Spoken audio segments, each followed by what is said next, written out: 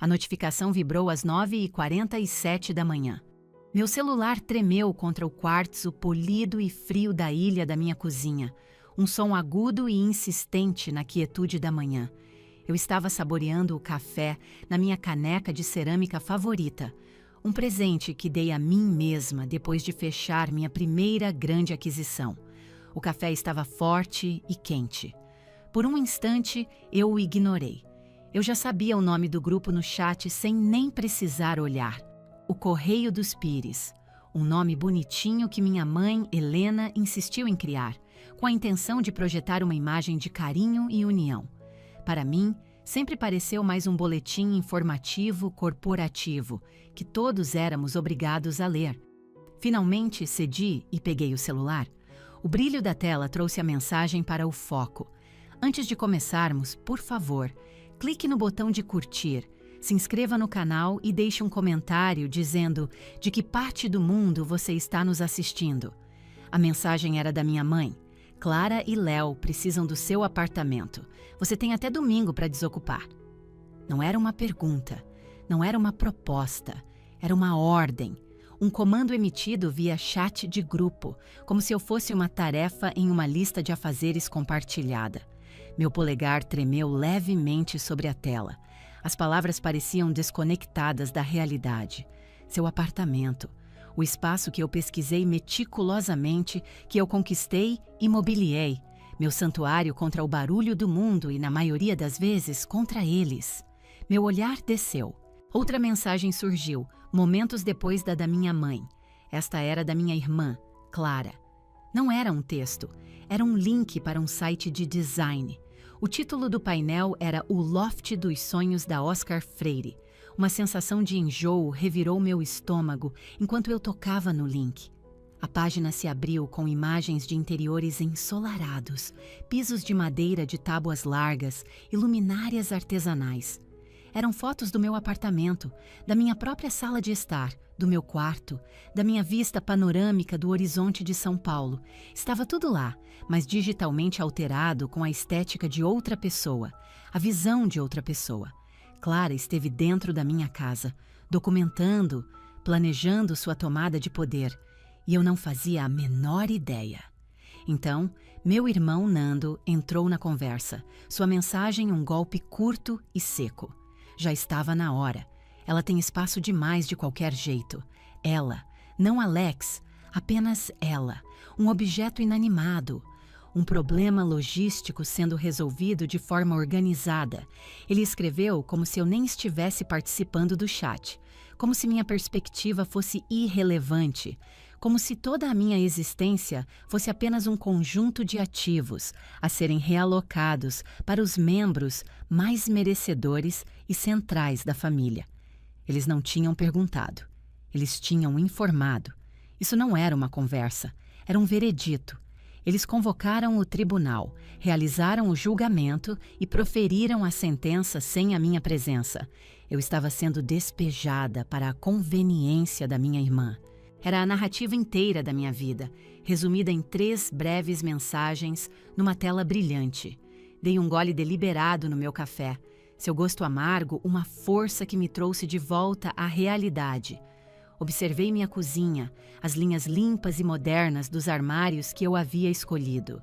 Os eletrodomésticos de ponta que eu havia comprado à vista. Olhei através das janelas do chão ao teto para a cidade que se estendia lá embaixo. Esta era a minha vida. Eu a montei, peça por peça, negócio por negócio, em absoluto silêncio. Para eles, eu era apenas um tapa-buraco.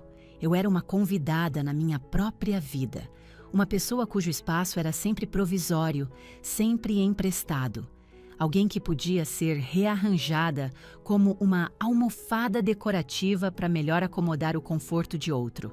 Eles não faziam ideia de que eu não era uma inquilina neste prédio, eu era a proprietária. Eu era dona de cada andar, cada janela, cada tijolo.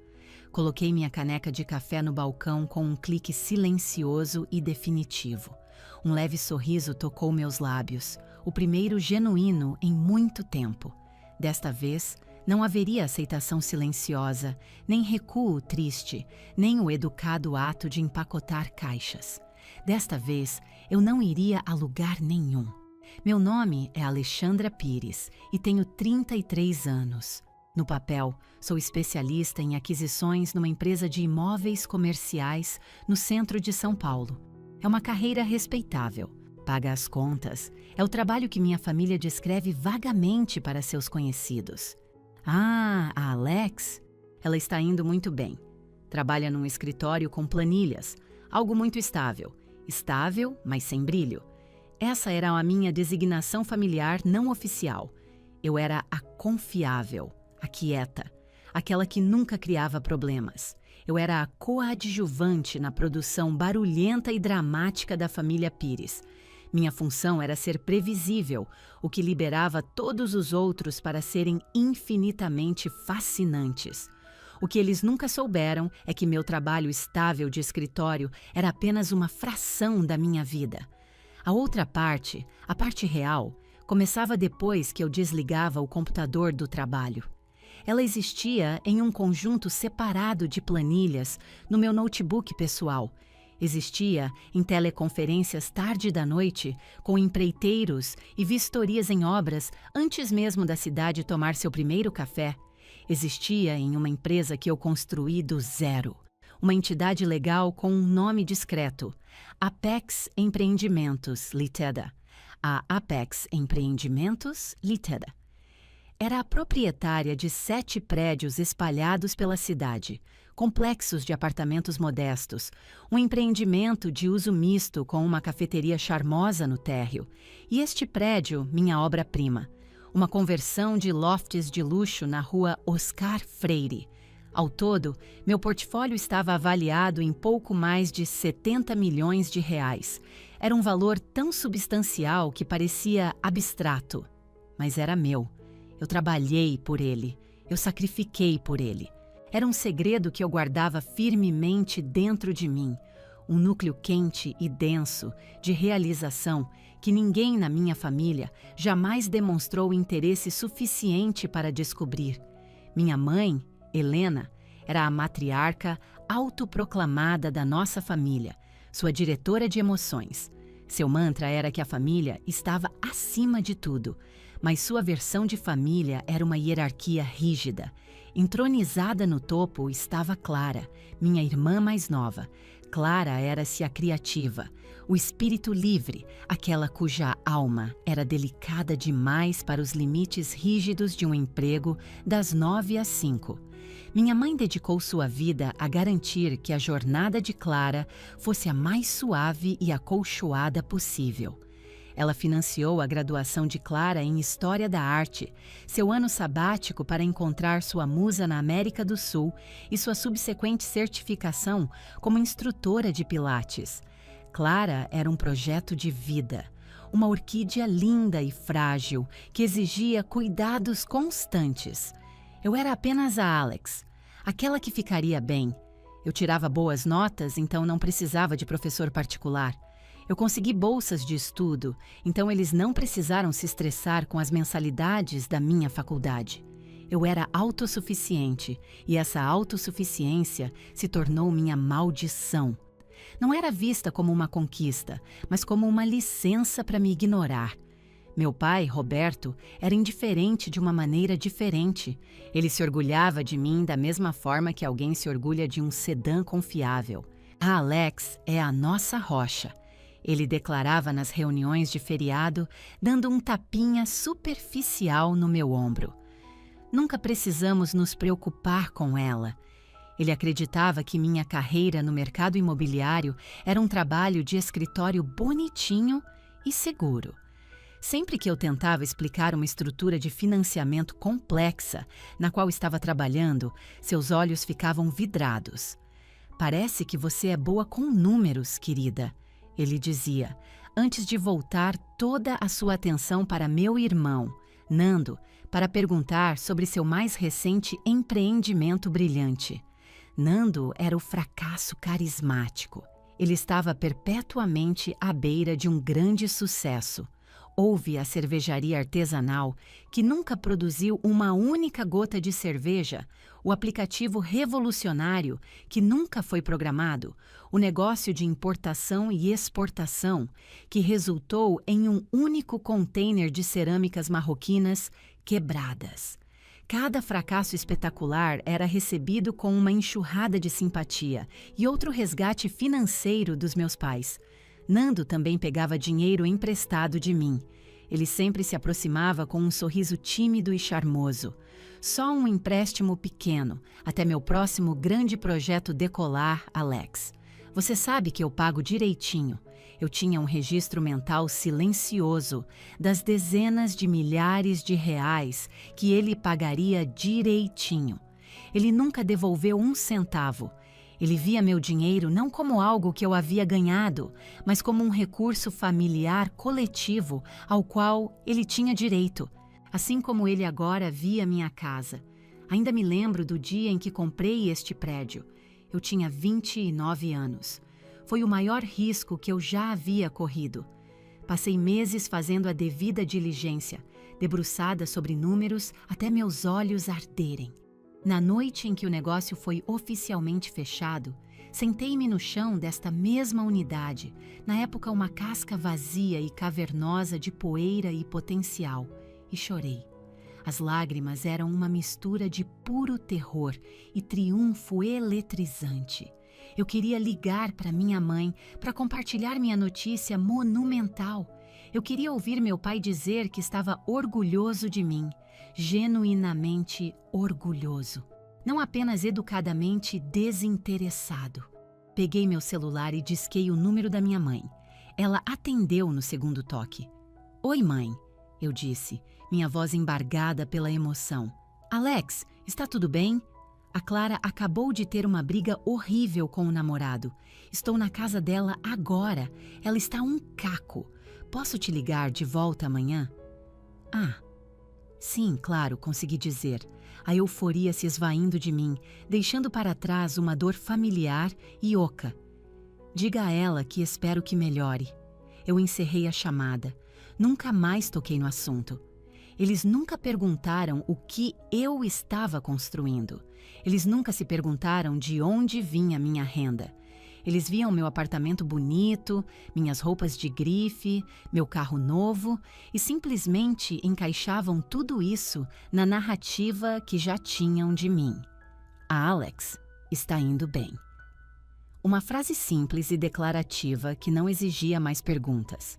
Eles presumiam que entendiam o teto do meu potencial e ele estava confortavelmente abaixo do limiar de interesse genuíno deles. Eles achavam que eu era apenas a garota com o trabalho de escritório, a garota que era estável, mas sem brilho. Eles não faziam ideia de que, enquanto todos olhavam para o outro lado, eu havia, silenciosa e meticulosamente, construído um império, e eles estavam bem no meio dele, exigindo que eu saísse. O chat de grupo permaneceu aberto no meu celular, uma ferida digital que eu não resistia a cutucar. Meu silêncio, ao que parecia, foi interpretado como consentimento. A próxima mensagem a aparecer foi da mamãe, envolvendo o aviso de despejo no conforto familiar e sufocante do dever familiar. "Isso é simplesmente melhor para todos, Alex. A Clara está levando o namoro com o Léo a sério. Eles precisam de um lugar decente para começar a vida juntos. Você pode encontrar outro apartamento. Não é tão difícil para você. Não é tão difícil para você." As 6 palavras que foram a justificativa para cada sacrifício que ela já exigiu de mim. Não foi difícil para mim abrir mão do meu fim de semana para ser babá, para que a Clara pudesse ir a um festival de música. Não foi difícil para mim dar a Clara meu notebook antigo quando comprei um novo, mesmo que eu pretendesse vendê-lo. Não foi difícil para mim ser a motorista da rodada perpétua, a sóbria, a pessoa que limpava a bagunça. Minha competência não era uma fonte de orgulho para eles, era um recurso a ser explorado. Meu pai, Roberto, deu seus 2 centavos alguns minutos depois. Sua mensagem foi elaborada para soar final, como a voz da razão objetiva encerrando o debate. Nós já discutimos isso, Alex. Sua mãe e eu estamos de acordo. A Clara merece este novo começo e aquele loft é ideal para um jovem casal. É a coisa certa a se fazer. Nós já discutimos isso. O nós majestático. O conselho de diretores dos pais, que realizava suas reuniões em particular e depois emitia seus vereditos como fatos imutáveis. Eu nunca fui convidada para essas reuniões. Minha perspectiva nunca foi solicitada. Eu era o assunto da reunião, nunca uma participante. Eu podia imaginá-los na copa da cozinha, minha mãe mexendo seu chá de ervas, meu pai desviando o olhar do tablet, casualmente reconfigurando minha vida entre goles e deslizes de dedo. A Alex não vai se importar, minha mãe diria. Ela é tão independente. E meu pai assentiria, satisfeito. Assunto de família resolvido. A facada final que torceu a lâmina veio da própria Clara. Nenhum pedido de desculpas, nenhum traço de constrangimento, apenas uma sequência de emojis de coração brilhantes, seguida por um displicente. Obrigada, mana, você é a melhor. Podemos começar a levar umas caixas na semana que vem? Ela nem esperou pela minha resposta. Estava me agradecendo por um presente que eu nunca ofereci, um sacrifício que eu não concordei em fazer. Os emojis pareciam uma provocação. Era a atitude despreocupada de alguém a quem nunca nada foi negado, que nunca teve que pesar o custo de seus desejos contra o bem-estar de outra pessoa. Ela estava me agradecendo por entregar minha casa como se eu a tivesse oferecido de bom grado. Este era o padrão estabelecido deles. Era uma máquina bem lubrificada de privilégio e presunção. Eles identificavam uma necessidade, a necessidade de Clara, a necessidade de Nando, e então identificavam meu recurso que poderia satisfazê-la. Meu tempo, meu dinheiro, meu carro, minha casa. O passo final era o decreto familiar, a proclamação benevolente de que eu estaria fornecendo tal recurso para o bem maior da família. Eles nunca enquadravam como tomar, eles enquadravam como amar. E se eu alguma vez resistisse, por mais gentilmente que fosse, eu era a egoísta. Eu era aquela que se recusava a jogar em equipe. Lembro-me de quando eu tinha 16 anos. Eu havia economizado por meses, trabalhando em uma sorveteria local para pagar uma viagem da escola para Brasília. Eu estava exultante. A viagem estava marcada para um feriado prolongado. Na véspera, minha mãe me informou que minha tia e meu tio fariam uma visita surpresa e todos os adultos iriam a um jantar chique. Eu precisaria cuidar dos meus primos mais novos. Mas, mãe, a viagem... Eu implorei, minha voz mal um sussurro. Querida, é família. A família sempre vem em primeiro lugar. Você pode fazer uma viagem a qualquer momento. Não é tão difícil para você perder essa. Eu não fui na viagem. Passei o fim de semana limpando suco derramado e mediando discussões sobre brinquedos, enquanto Clara ia a uma festa com as amigas. Quando chorei no meu quarto mais tarde, minha mãe me disse que eu estava sendo excessivamente dramática. Era apenas uma viagem. Mas nunca era apenas uma viagem. Nunca era apenas um notebook. E isso não era apenas um apartamento. Saí da minha cozinha e entrei na sala de estar principal. A luz da manhã entrava pelas enormes janelas, capturando os grãos de poeira dançando no ar. Este espaço era mais do que paredes e um teto. Era a minha personificação física do meu sucesso. Eu havia escolhido cada peça de mobiliário, não com base em promoções ou itens de segunda mão, mas no que eu amava. O sofá de veludo azul marinho profundo. A grande pintura abstrata na parede que custou mais do que meu primeiro carro. A estante feita sob medida, cheia de volumes sobre planejamento urbano e finanças. Esta casa era minha rebelião silenciosa. Era a prova de que a garota estável, mas sem brilho, havia conquistado algo verdadeiramente notável, e eles queriam se apropriar disso. Não por maldade, mas porque, em suas mentes, minhas conquistas eram tão condicionais quanto todo o resto sobre mim. Recursos a serem realocados para alguém que eles consideravam mais merecedor. Fiquei no meio da sala e olhei para o horizonte. A vista era magnífica. Era a vista de uma cidade que eu lutei para conquistar à minha maneira silenciosa. O pedido deles não era um favor, era um despejo. Era a expressão máxima de sua crença fundamental de que nada que eu possuía era verdadeiramente meu se outra pessoa da família o quisesse. Uma certeza fria e dura se instalou no meu peito. Não era mais raiva, era uma clareza cristalina.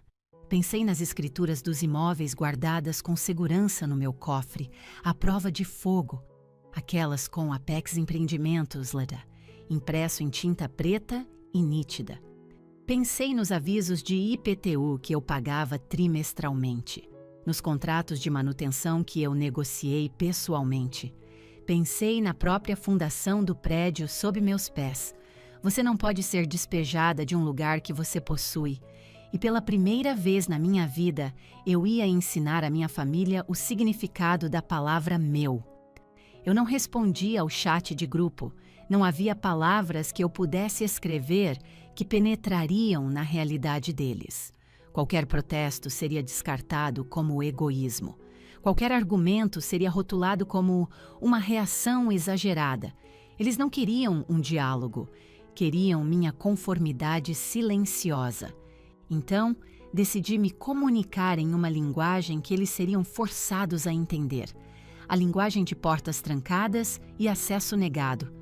Fui para o meu home office, uma pequena sala com paredes de vidro com vista para a sala de estar principal. Sentei-me na minha cadeira ergonômica de couro, uma compra que pareceu uma grande indulgência na época, e abri meu notebook.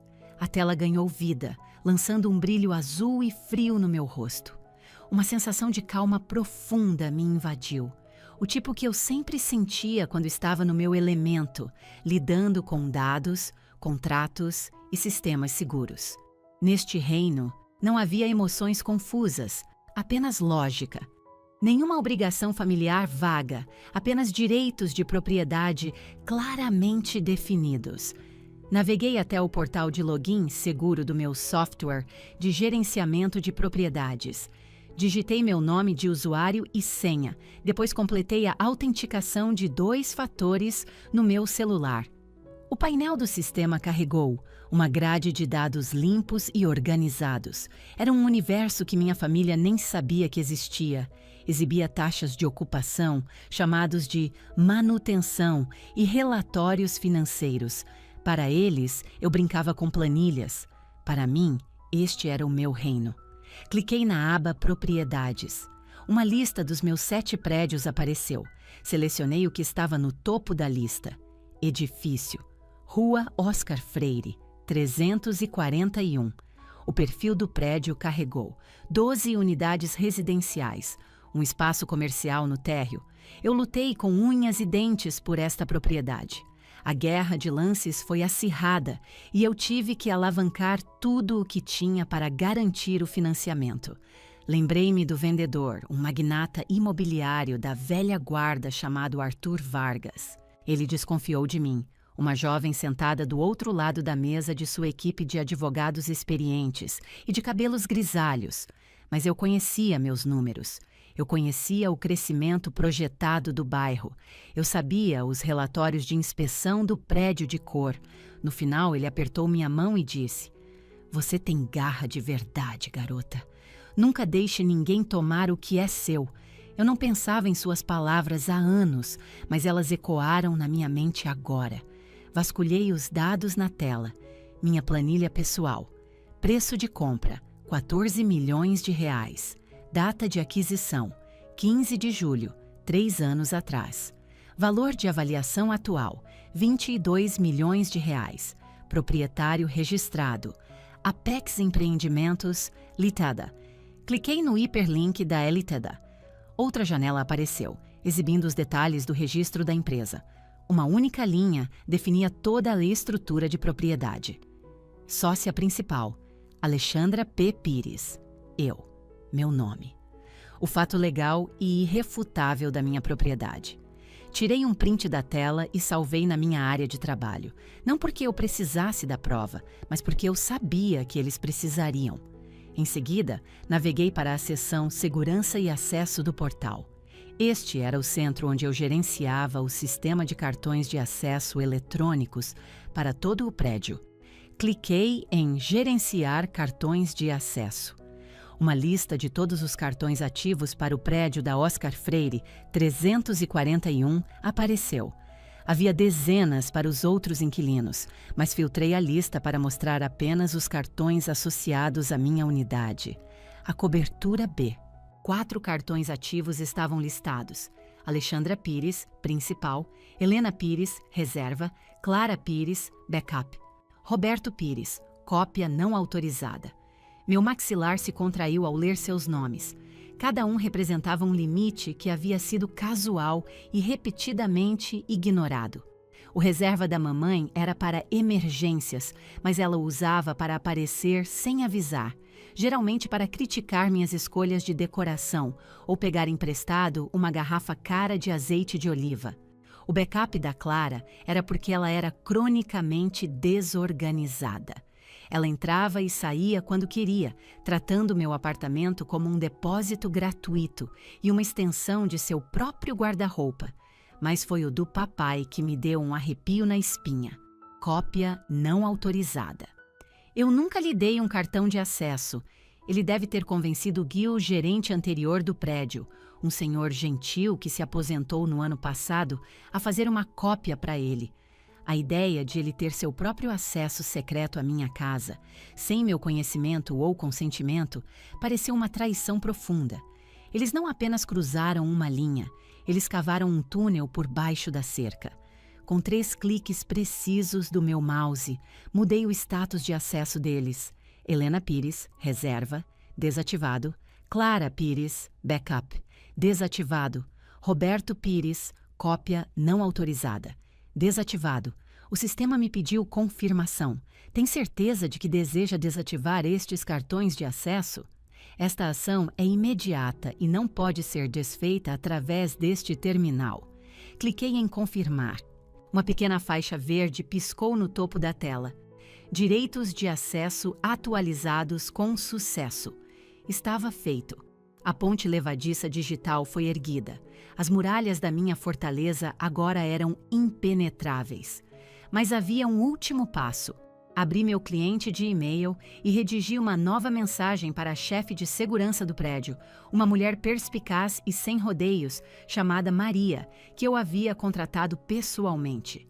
Para maria@segurancaoscarfreire.com de apires@apexempreendimentos.com assunto urgente. Atualização de acesso para Oscar Freire 341. Maria, por favor, realize uma varredura no servidor local e garanta que todos e quaisquer cartões de acesso não autorizados ou duplicados para a cobertura B sejam imediatamente expurgados do sistema. Confirme assim que concluído. Obrigada, Alexandra Pires. Apex Empreendimentos Lata. Cliquei em enviar. Meu celular vibrou menos de 1 minuto depois com sua resposta de uma palavra. Feito. Sistema limpo. Apenas o cartão principal permanece ativo. Fechei meu notebook. O silêncio no meu escritório parecia diferente agora. Não era o silêncio de estar sozinha, era o silêncio do controle. Eu não levantei minha voz, eu não discuti, eu não me defendi, eu simplesmente impus as regras, minhas regras. Eles haviam tratado minha casa como um parque público. Eu apenas os lembrei de que era, de fato, propriedade privada. E a proprietária estava cansada de visitantes indesejados. Passei o resto do meu dia com um estranho distanciamento clínico. Fui à academia no centro de fitness do meu prédio, uma instalação cuja renovação eu supervisionei pessoalmente. Atendi ligações de trabalho, analisei uma proposta para uma nova aquisição na região da Faria Lima. Durante todo o tempo, meu celular pessoal ficou virado para baixo no balcão, uma laje preta e silenciosa.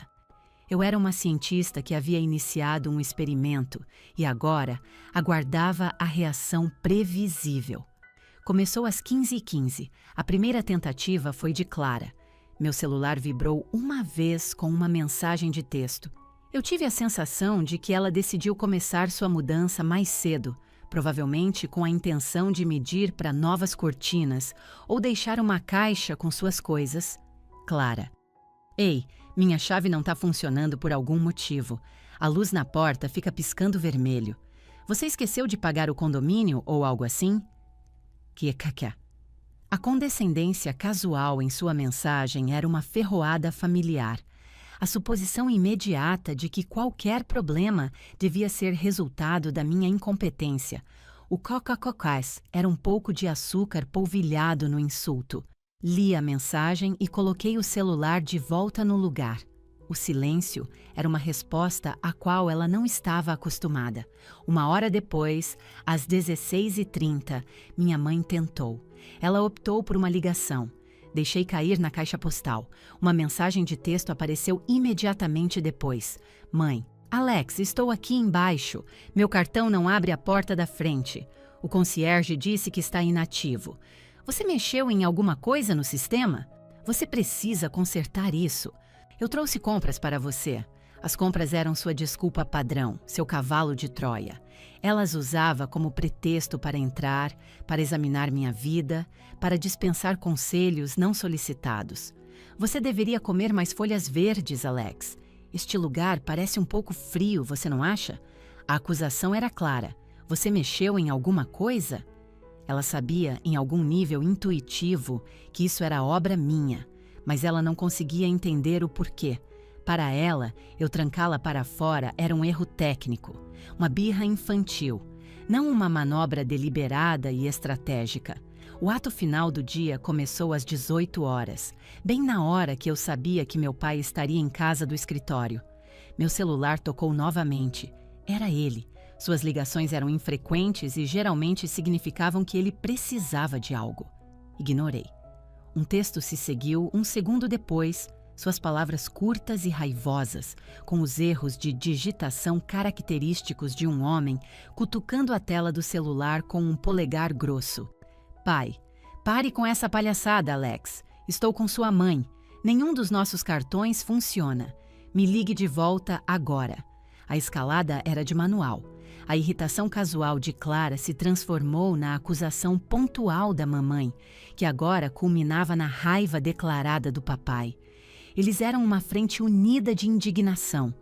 A conveniência deles havia sido perturbada. O acesso presumido deles havia sido revogado. A ordem natural da família Pires, onde a vida de Alex era uma casa permanentemente aberta, havia sido violada. Peguei meu celular. Meu coração estava batendo um pouco mais rápido, mas minhas mãos estavam perfeitamente firmes. Abri o chat de grupo, o Correio dos Pires, o cenário do crime inicial da manhã. Todas as mensagens individuais deles, para mim, eram uma linha do tempo de sua frustração crescente. Digitei uma única e lindamente branda resposta. Que estranho! Talvez a administração esteja atualizando o sistema de segurança. Vocês deveriam entrar em contato com eles. Cliquei em enviar. A mensagem apareceu no chat, uma pequena bolha azul de negação plausível e perfeita. Eu lhes dei o canal oficial. Eu os apontei para a administração, uma burocracia sem rosto que eles acreditavam ser meu senhorio. Eu lhes dei um muro burocrático contra o qual se chocar. E então, eu fiz algo que nunca tinha feito em toda a minha vida. Desliguei meu celular completamente. Segurei o botão lateral até a tela escurecer. O silêncio súbito e total foi inebriante. Não haveria mais ligações iradas, nem mensagens suplicantes, nem exigências de uma explicação imediata. A coleira havia sido cortada. Naquela noite, fiz para mim uma massa simples e servi uma taça de um bom cabernet. Sentei-me no meu sofá, aquele que Clara provavelmente planejava substituir por algo mais boêmio, e observei as luzes da cidade começarem a brilhar. E me permiti imaginar a cena se desenrolando no saguão lá embaixo. Eu podia visualizá-la com clareza perfeita. Meu pai, com o rosto vermelho e inchado de indignação, marchando até o balcão do concierge. Minha mãe parada logo atrás dele, de braços cruzados, batendo o pé impacientemente. Minha filha mora na cobertura. Ele vociferaria para o concierge da noite, um homem calmo e profissional chamado David. Nossos cartões de acesso pararam de funcionar. Deve haver algum engano. David, seguindo o protocolo que eu pessoalmente ajudei a redigir, olharia para seu monitor e diria: "Sinto muito, senhor, mas a proprietária desativou todos os cartões não principais para essa unidade. Não posso conceder acesso sem a autorização direta da proprietária." A proprietária? Meu pai zombaria. Eu não preciso da permissão da proprietária. Apenas ligue para Ana Alex. Diga a ela que estamos aqui embaixo. Receio não poder fazer isso, senhor, David responderia, sua voz perfeitamente modulada. A proprietária registrada para todo este edifício é uma corporação chamada Apex Empreendimentos. Todas as solicitações de acesso devem passar por seus canais oficiais. Imaginei a confusão lenta e crescente no rosto do meu pai. Apex Empreendimentos? O nome não significaria nada para ele. Ele assumiria que era alguma firma de investimentos sem rosto. Ele exigiria falar com um gerente, um supervisor, qualquer pessoa com autoridade real. E lhe seria dito, educada, mas firmemente, para contatar a proprietária, uma pessoa que ele não fazia ideia de que era sua própria filha, sentada pacificamente no andar de cima, desfrutando de uma taça de vinho. Finalmente, no controle. Na manhã seguinte, o sol nasceu sobre São Paulo, lançando sombras longas e dramáticas pelo chão da minha sala. Eu estava de pé cedo, como de costume. As horas silenciosas antes do zumbido da cidade começar eram as minhas mais produtivas. Eu já havia passado pelo meu ritual matinal, uma corrida na esteira, um banho rápido e agora estava na ilha da minha cozinha, com uma caneca de café fresco e meu notebook, revisando as finanças preliminares de um galpão na região do Itaim Bibi. Era apenas mais uma terça-feira, mas eu sabia que não era. Eu estava esperando. O silêncio da minha família nas últimas 12 horas havia sido profundo. Era a quietude perturbadora de uma tempestade, ganhando força logo além do horizonte. Meu celular, que eu havia ligado novamente, tocou precisamente às 8h15 da manhã. A tela exibia a foto do meu pai. Respirei fundo e, de forma constante, toquei em aceitar e coloquei a chamada no viva voz. Não disse nada, apenas esperei. Por vários segundos, o único som era sua respiração do outro lado, ofegante e irregular. Ele parecia ter corrido uma maratona. Finalmente, ele falou, e sua voz era um fantasma de seu tom usual, estrondoso e confiante. Era fina, trêmula e carregada de uma confusão tão profunda que soava como dor. "Eles me contaram", ele começou, sua voz falhando na segunda palavra. "Eu voltei ao prédio esta manhã. Falei com a gerente do dia. Uma mulher. Ela disse que a propriedade pertence a uma empresa. Apex Empreendimentos." Tomei um gole de café. O calor da caneca era uma âncora sólida em minhas mãos. Não disse nada, deixando suas palavras pairarem no ar entre nós. Eu sabia que isso era excruciante para ele. Ele era um homem que precisava estar no comando, entender a mecânica de seu mundo, e seu mundo acabara de ser fundamentalmente quebrado. Eles disseram, ele continuou, tropeçando nas palavras, eles disseram que a representante da proprietária é a gerente do prédio. Eles me deram um nome, o seu nome. Ele fez uma pausa e eu pude ouvi-lo engolir em seco. Eles disseram que você é a gerente, Alex. Este era o momento. A culminação de uma década sendo profundamente subestimada. Mantive minha voz perfeitamente nivelada, calma e clara, da maneira como eu falaria com um novo empreiteiro, não com meu próprio pai. Isso está correto, eu disse. O silêncio que se seguiu foi pesado de incredulidade.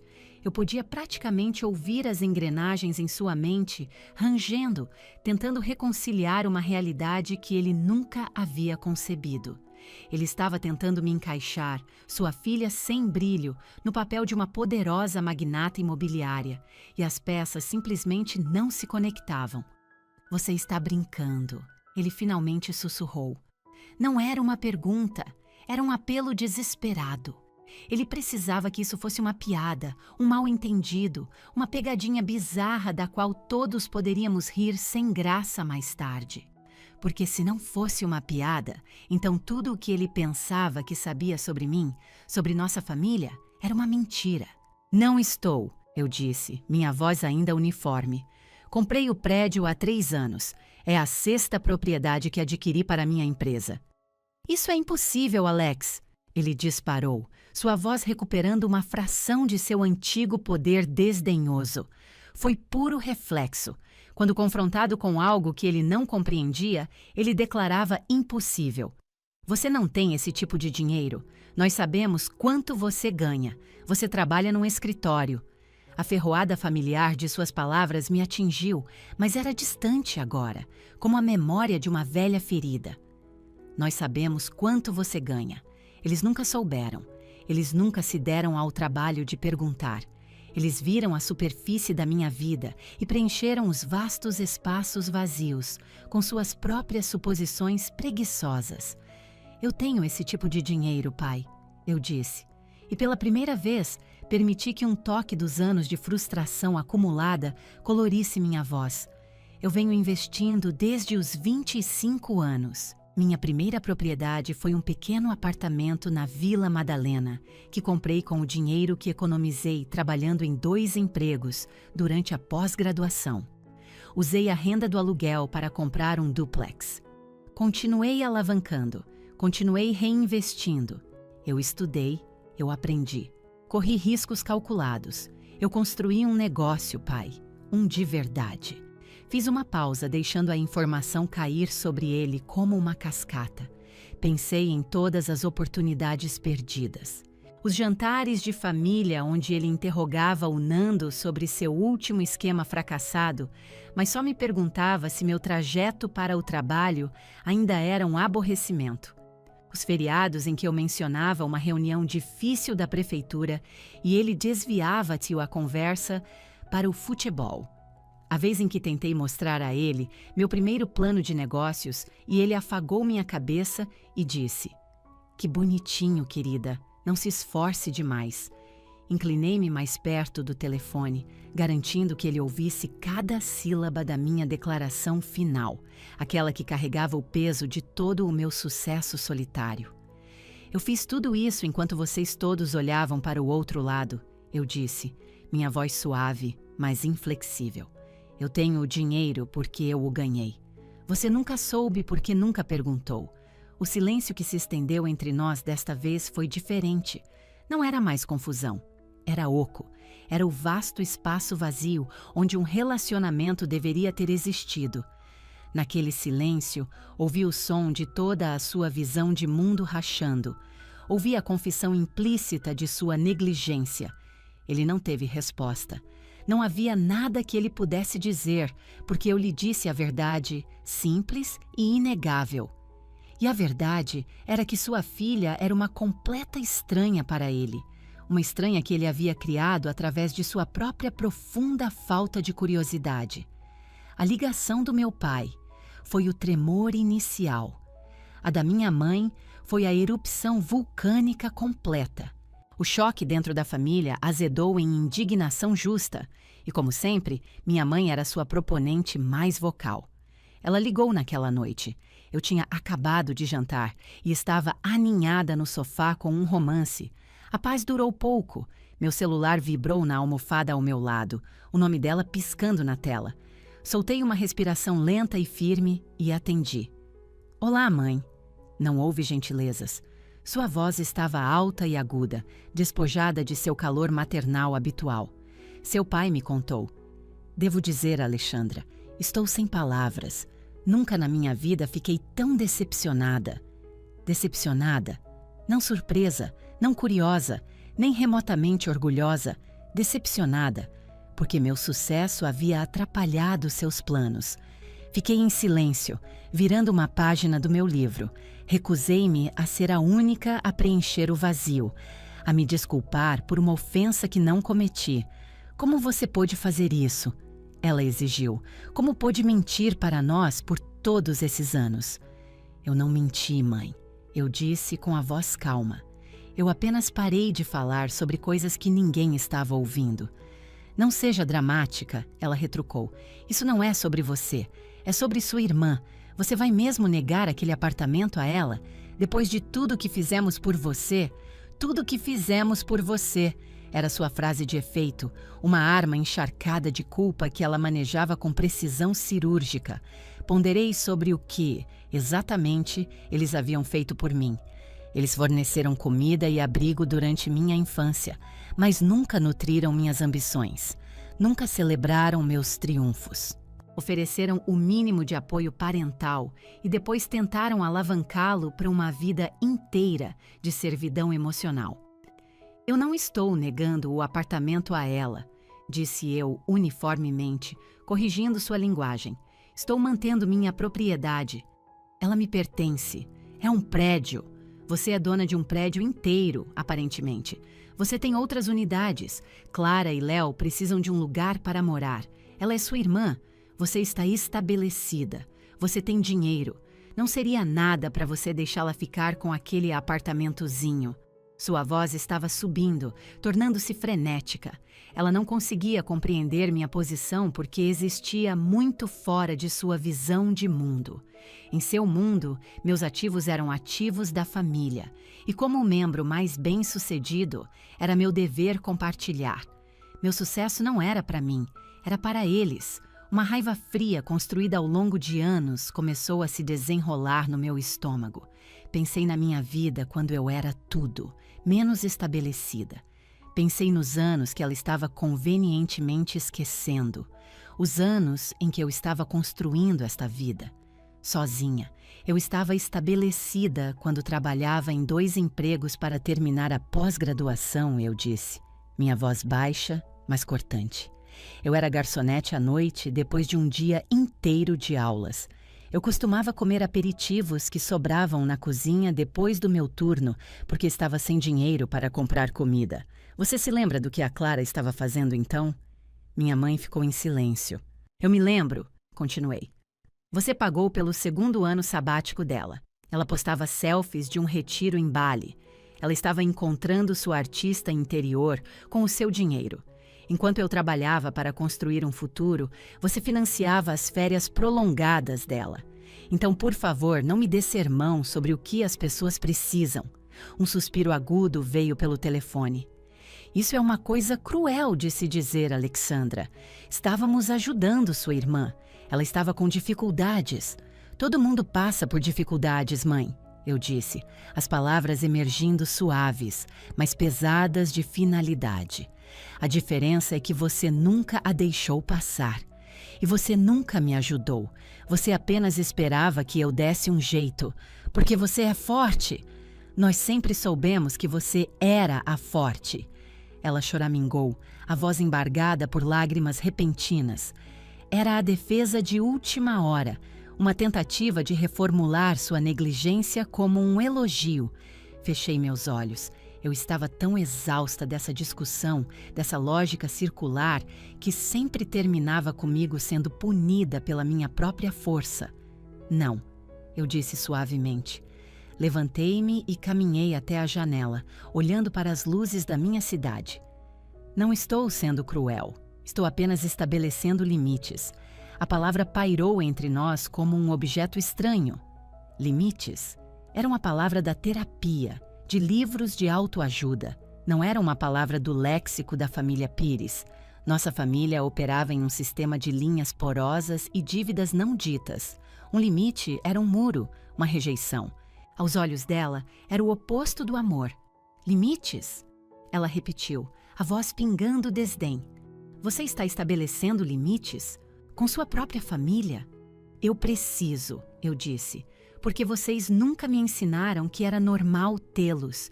Eu podia ouvi-la soluçando do outro lado agora, os choros dramáticos e feridos que sempre foram minha deixa para correr, para me desculpar, para apaziguar as coisas, para sacrificar qualquer pedaço de mim que fosse necessário para restaurar o equilíbrio dela. Mas eu não o fiz. Apenas fiquei ali, observando o fluxo do tráfego nas ruas abaixo, um rio de luz indiferente e constante. Ouvi minha mãe chorar e, pela primeira vez na vida, não senti culpa. Apenas senti quietude. Preciso ir, mãe, eu disse. E antes que ela pudesse responder, encerrei a chamada. A noite de domingo chegou com um silêncio pesado e expectante. Este era o dia em que eu deveria ter me mudado. O prazo final. Eu sabia que eles não deixariam passar sem uma última resistência. Pedi minha comida tailandesa favorita. Coloquei um jazz tranquilo e me acomodei para a noite.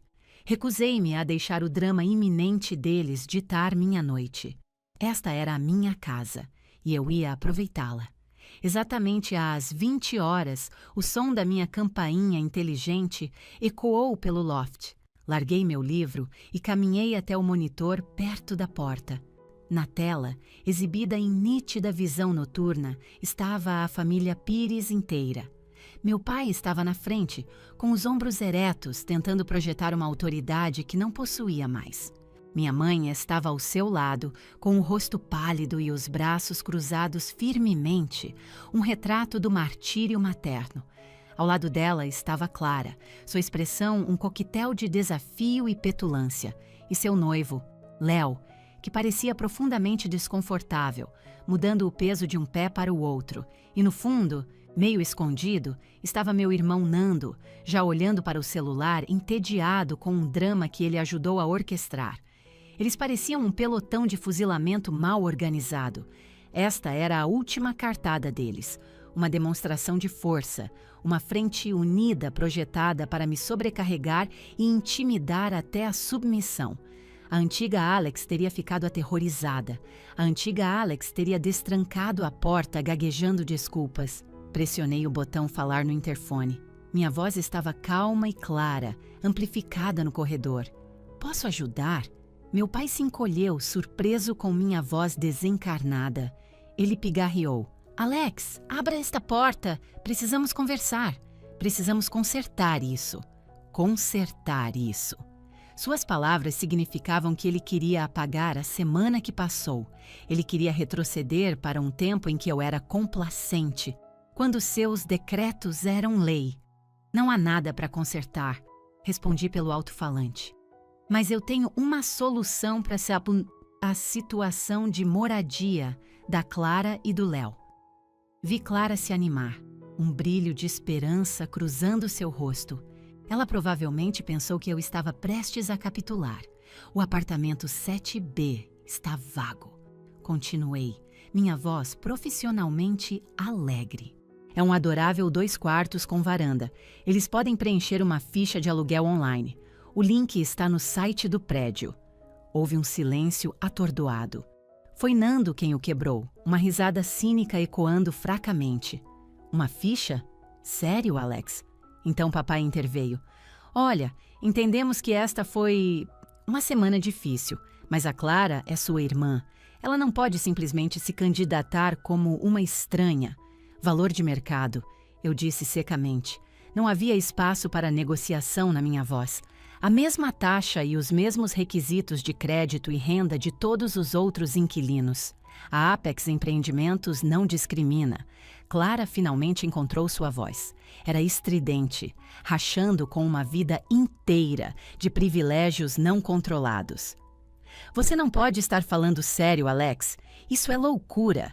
Você faria sua própria irmã se candidatar a um apartamento e te pagar aluguel? Decidi abrir a porta. Não para deixá-los entrar, mas para encará-los diretamente. Destravei a corrente de segurança e abri a porta a apenas alguns centímetros. Olhei para eles pela fresta, minha expressão indecifrável. Encontrei os olhos furiosos e cheios de lágrimas da minha irmã. Eu não estou te obrigando a fazer nada, Clara, eu disse, minha voz baixa e firme. Estou te oferecendo uma oportunidade. Isso é mais do que você me ofereceu quando me disse para sair da minha própria casa. Você realmente não vai nos deixar ficar com o loft? Ela sussurrou, sua incredulidade genuína. Ela realmente não conseguia compreender esta nova realidade. Ela não conseguia processar um mundo onde não conseguia exatamente o que queria. Olhei para ela e depois para o resto deles, minha família, reunidos no corredor estéril e iluminado por luzes fluorescentes de um prédio que eles não percebiam que representava todo o trabalho da minha vida. Eles viam uma mulher sendo teimosa, viam uma irmã sendo cruel. Não viam os anos de sacrifício silencioso, as noites solitárias, as ambições descartadas. Sim, estou falando sério, eu disse, meu olhar varrendo todos eles antes de pousar novamente em Clara. E é isso que te apavora, não é? Não que você não possa ter este apartamento específico, mas que pela primeira vez na minha vida estou falando sério sobre o que é meu. E vocês não têm absolutamente nenhum poder sobre isso. Ninguém disse uma palavra. A verdade da minha declaração se abateu sobre eles, um cobertor pesado e desconfortável. Minha mãe olhou para os sapatos. A fachada raivosa do meu pai desmoronou, deixando-o com uma aparência velha e desinflada. Clara apenas me encarou, a boca ligeiramente aberta, como se me visse pela primeira vez. Não esperei por uma resposta. Não precisei. Fechei a porta silenciosamente, deslizei o ferrolho firmemente no lugar e me afastei. Do corredor, ouvi a voz derrotada do meu pai dizer: "Vamos embora." O som de seus passos se afastou pelo corredor. Eu não corri atrás deles. Não senti uma pontada de arrependimento. Apenas senti o clique sólido e satisfatório da fechadura. E pela primeira vez na minha vida, a sensação profunda e inabalável de estar segura na minha própria casa. As 2 semanas que se seguiram foram as mais silenciosas da minha vida adulta. O grupo, o Correio dos Pires, estava inativo. Não houve ligações, nem mensagens, nem visitas surpresa. Era como se um zumbido constante e de baixo grau no fundo da minha existência tivesse sido finalmente desligado. O silêncio foi desconcertante no início.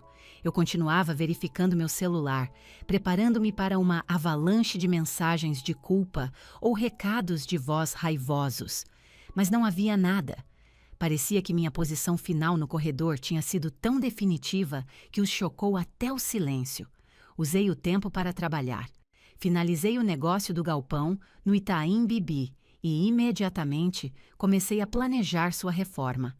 Reuni-me com arquitetos e potenciais inquilinos comerciais. Despejei toda a energia que antes gastava gerenciando as necessidades emocionais da minha família no gerenciamento do meu negócio, e ele prosperou. Minha vida seguiu em frente, silenciosa e eficiente.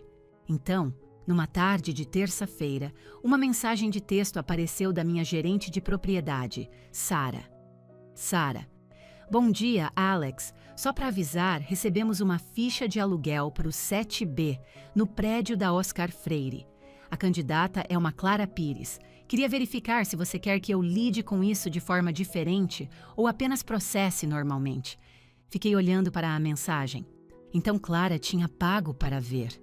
Ou talvez, na cabeça dela, não fosse um blefe, mas simplesmente uma maneira complicada e excessivamente dramática para eu eventualmente dar a ela o que ela queria. Ela deve ter acreditado que, uma vez que eu visse sua ficha oficial, eu cederia. Eu diria a Sara para ignorar o sistema, para dar a ela um desconto de família, para recebê-la no prédio de braços abertos. A irmã pródiga finalmente caindo em si. Ponderei sobre isso por 1 minuto inteiro. Eu poderia acabar com isso.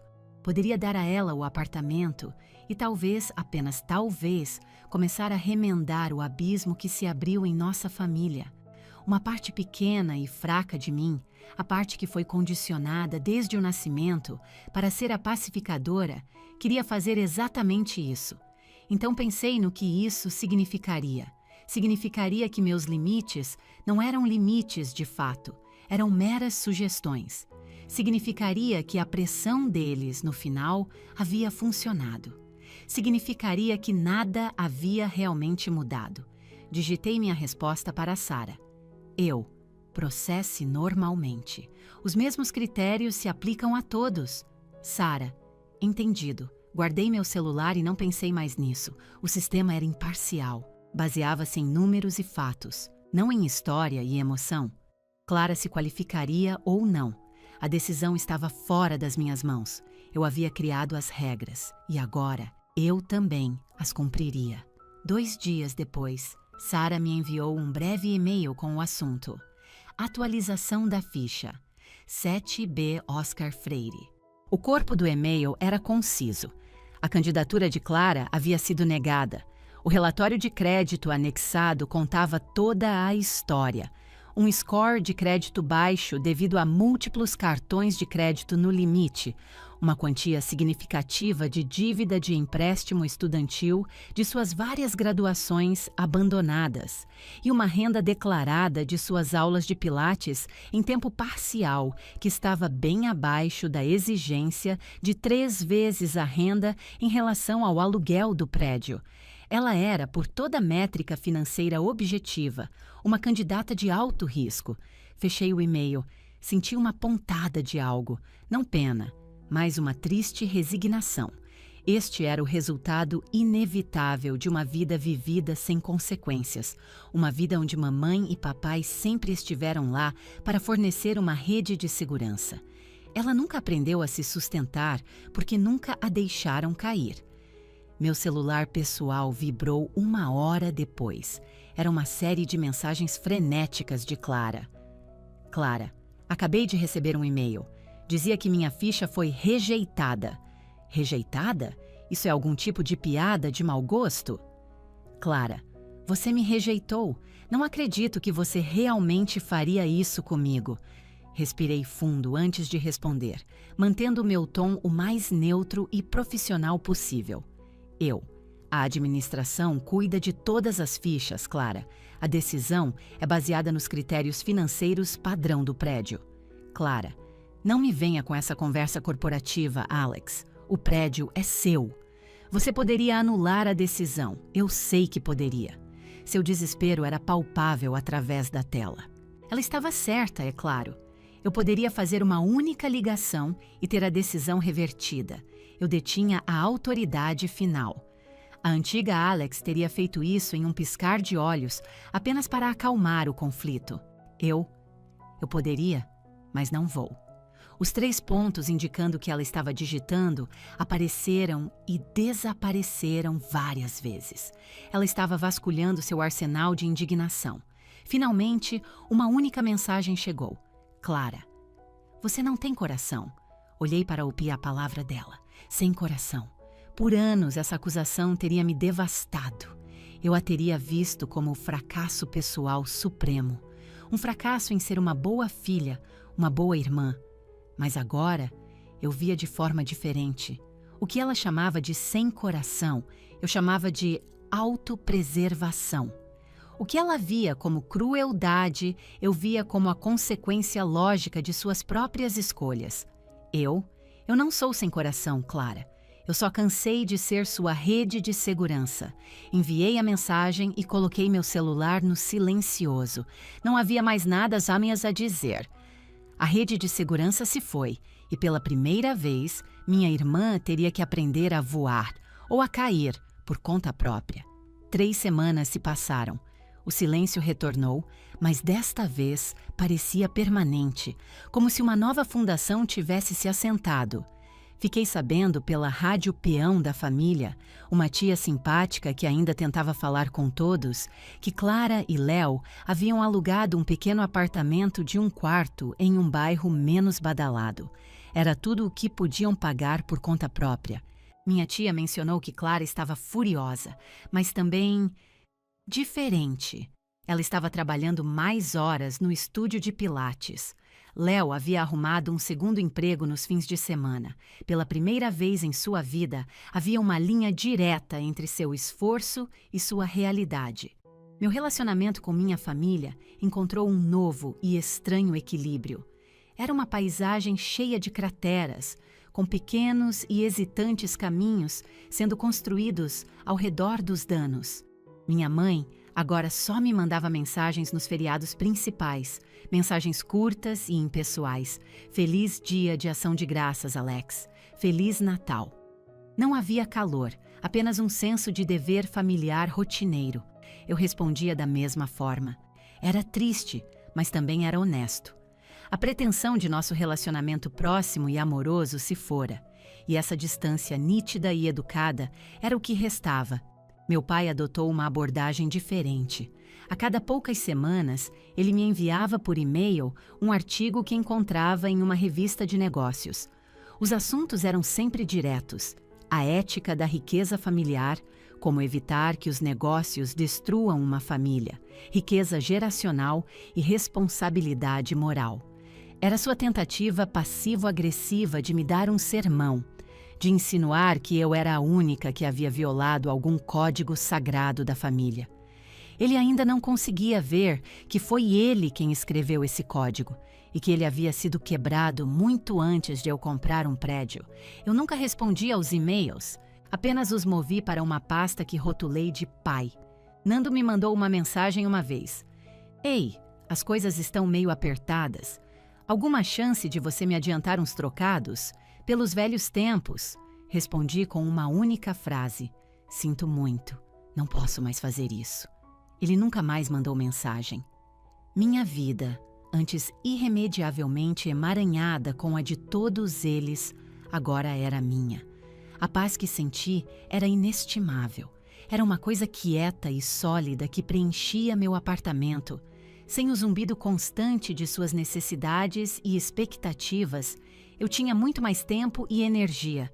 Despejei tudo no meu trabalho. Finalizei a compra da minha 8ª propriedade, um sobrado histórico nos Jardins. Era meu projeto mais ambicioso até então.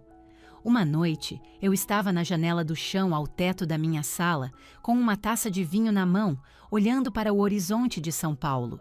A cidade era uma tapeçaria de luzes cintilantes contra o índigo profundo do céu crepuscular. Era Bel à minha vista, aquela que eles tentaram tomar. Aquela que presumiram que eu não merecia. Eles haviam dito, você tem até domingo para desocupar. E no final, eu o fiz. Empacotei minha vida inteira de paciência com o privilégio deles. Empacotei a culpa pesada e sufocante, que fora minha companheira constante. Empacotei a esperança desesperada e infantil de que um dia eles finalmente me veriam. Coloquei tudo isso em uma caixa metafórica, fechei com fita adesiva e deixei no passado. E em seu lugar, desempacotei minha liberdade. Desempacotei meu poder. Desempacotei a confiança silenciosa de uma mulher que construiu seu próprio mundo. Um mundo onde ela não era mais uma inquilina, mas a proprietária. A vista daqui era melhor do que eu jamais imaginei. Ia à vista de uma vida que era completa e, finalmente, minha. Eu me viro da janela, olhando diretamente para a câmera que instalei, com o horizonte da cidade brilhando atrás de mim. Tomo um pequeno gole de vinho e coloco a taça de lado, inclinando-me ligeiramente para a frente, minha voz calma e direta. Por anos, minha própria família me tratou como se eu tivesse sorte de ter o que eu tinha. Digo, meu tom íntimo, como se estivesse falando com um amigo próximo. Eles viram meu sucesso não como algo que eu construí, mas como um recurso ao qual tinham direito. Eles presumiram que minha força significava que eu não precisava de apoio, e presumiram que meu silêncio significava que eu concordava. Faço uma pausa, deixando as palavras assentarem. Se alguém algum dia te tratar como se você tivesse sorte de ter o que conquistou com seu trabalho, continuo, minha voz ganhando uma firmeza. Se eles tentarem reivindicar um pedaço da vida que você construiu com seu próprio suor e sacrifício, lembre-se disto: seu sucesso não requer a permissão deles, e seus limites não são uma negociação. Ofereço um pequeno sorriso de cumplicidade. Curta, comente e se inscreva, porque a vitória mais doce é a propriedade. Fim da história.